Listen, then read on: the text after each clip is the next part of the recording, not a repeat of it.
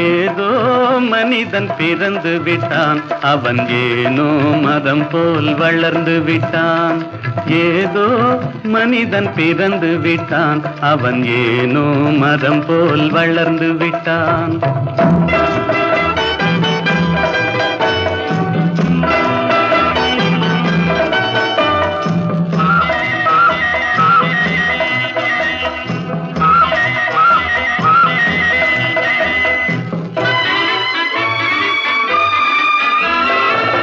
எதிலும் அச்சம் எதிலும் ஐயம், எடுத்ததற்கெல்லாம் வாடுகிறான். தன் இயற்கை அறிவை மடமையெனும் பனித்திரையாலே மூடுகிறான்.